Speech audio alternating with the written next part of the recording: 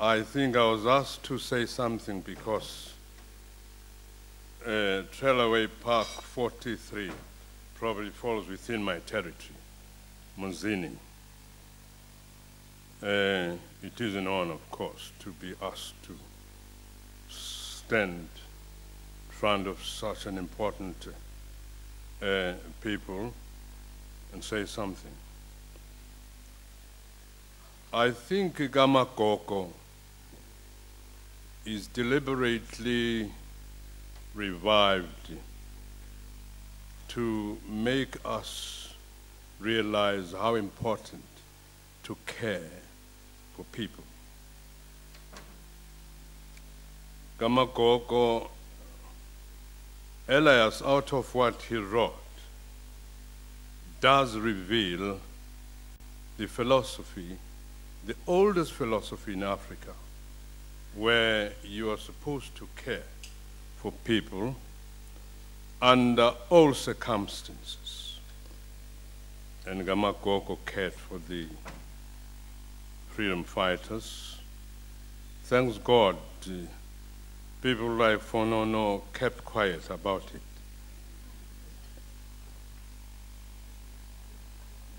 Gamakoko sithi ngesintu ngomuntu awubhica nami bekunene ukuze ibe mnanzi letha lunyawo kalunamphumulo alukwazi nje kufumfutha lwati ukuthi ngilanje kusasa ngiyabe ngikuphi kutabe kunjani nginabani ngasikhathi sini awunamphumulo kusho ke maswati ngalo ke bathi ke nakufika umuntu ekhaya lingane ngaso sonke sikhathi kumphatha kahle kumende adivase ekhaya ngesikithi kude nje ukuthi awu sesibaningi lapha ekhaya mnganami khwesha ngetoyeta la ekhaya siyamemukela lo muntu bona sinome kude kudla akadle lekuhamba noma abantwana ngetenenela kodwa abadlile lokuhamba kukhishwe nengubo lesabuya nato eJoze emgodzini letisha alale ngato solo ke kwakhwabuntu lo engisho sike ngamagogo naloko gogo wahamba emhlabeni kodwa kushiye indzaba nalamhla kukhulunywa ngayo.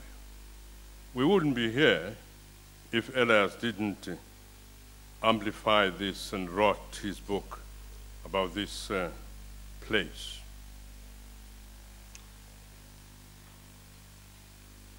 I told him, he was in my office one other day, that I have seen what King Sobukwe has done, and I realized that most of the good things he did them privately, secretly.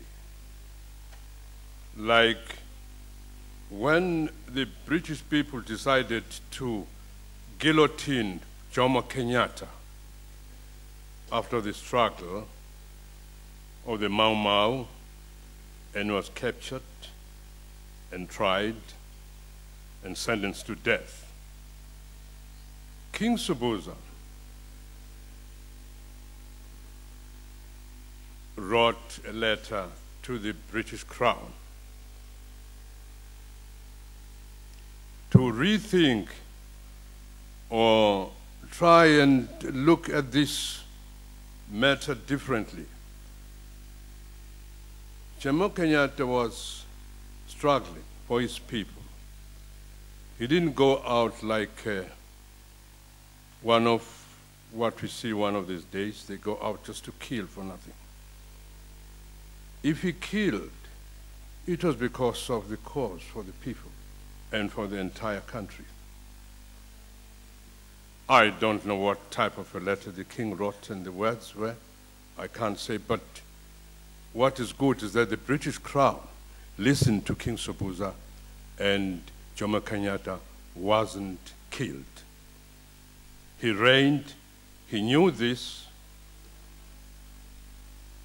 that he is alive because King Sobhuza wrote to the British Crown.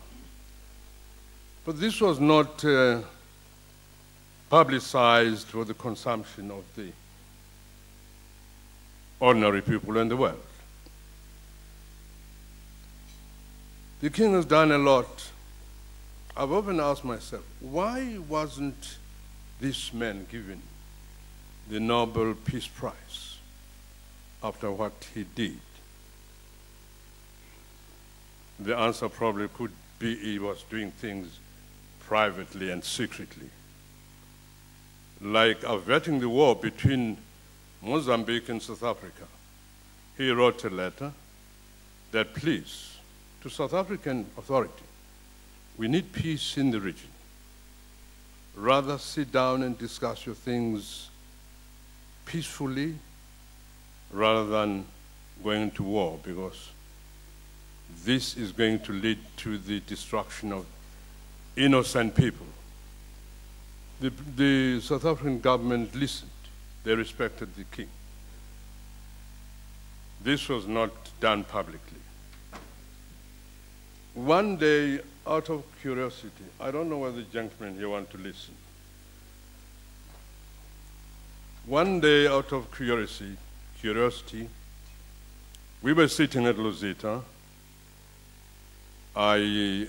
Fortunate that I was alone, and the king, I had to ask a question as a young man who was willing to see that our land that was taken from us, we never sold it, we never fought anybody who after victory could have taken it, we never ceded it to anybody.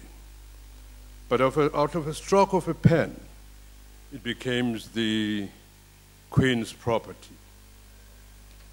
This was worrying me. And then I asked the king, would we be wrong in future after we have got the reins of government if we legislate to take all the land that was taken from us?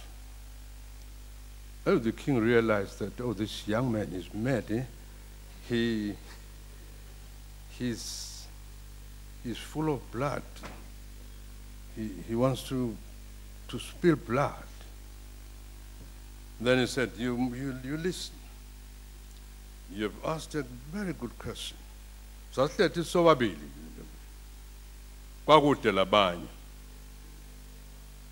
then he said to me, you see, we want independence. I want to get independence without a drop of blood. And he said, for that, what I need is peace, absolute peace.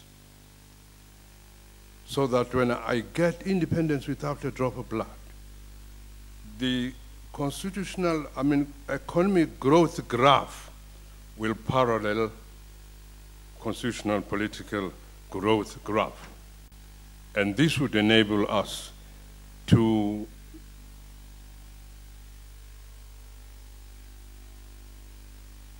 do what the future generations will be happy about.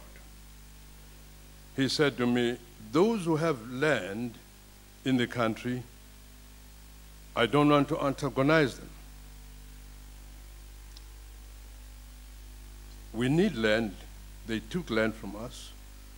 But listen to me, land. We are going to get land out of a willing seller, willing buyer basis. And I want to use these people who own land to rally with me when I go and negotiate with the British people for the reins of government.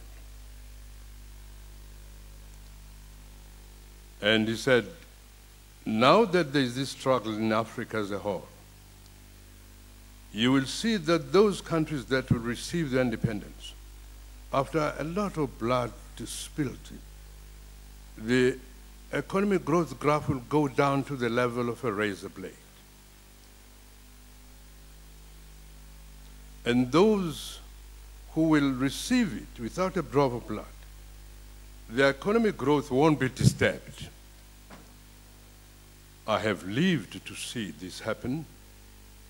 It was never said in public. I've never said anything about it, but I've lived to see King Sobhuza receiving independence without a drop of blood. Nibofakazi nje nani lalo lanhluzo. Kuhle ingadi lacitheka kangwane kuze sitothola ilwanya. Ngikoke ngitibutha ukuthi hawu. Lento sale sebenza kangaka ngihlale ngivabanikwa i-Nobel Peace Prize. Kwende kanjani way? Nekuthi ke Sobhuza was more democratic than democracy itself.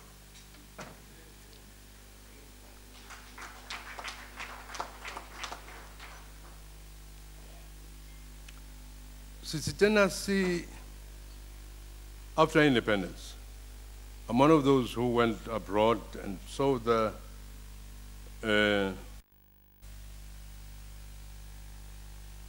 not imali letibutwa 17 kodwa bathi yini ilwanyana ngikhumbutene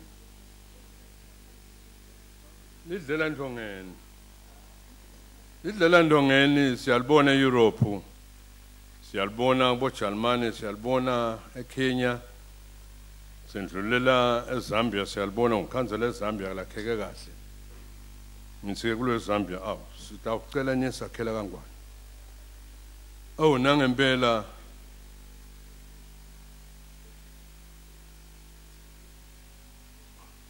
Provident Fund, I am pension, my Provident Fund. Tawucela nisakhela kangwane. Nangempela kasifike lapha ngoba mina at the time I was a junior minister in the Deputy Prime Minister's office, where labor was a department, and yet I was in charge of labor since 1963. Remember those vehement strikes that occurred and resulted in Mawik and others calling the group of soldiers from Kenya to come to Swaziland. Bafika bashisa tear gas, laba bosikomblazi sive setla ngemahlathi sabalekela engosini.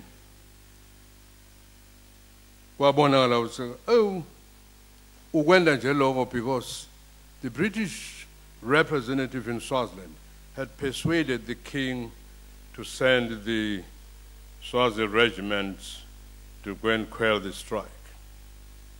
So the king said, oh well, after all, this is your own custom. You know better how to deal with it. I can't send my children to go and kill other children. He got infuriated and asked for the Golden Highlanders to come to Swaziland.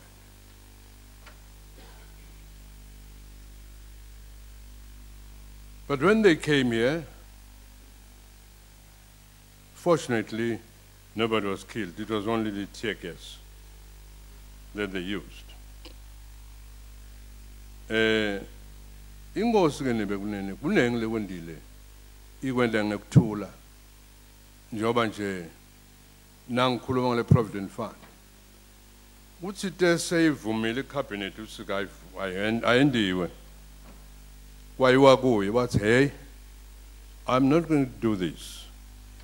Let the workers themselves in Swaziland come together. If they say I should do it, then I will do it. Oh, ngabona so. Kanzi kangwane kunje. Kuphinze kusinokwa Kholtsang abomaka. Siyalwa Kholtsang. I remember 1975, the year of women by the United Nations. Then I went to the king and said, Your Majesty, in Swaziland we have the regiments. We have the men folk, Ibutho. We have the young girls, Lutsango. Kodwa kude libutho labomake. Benani usikangwane sikwakhe lo. And the king asked, how do you think this should be happening?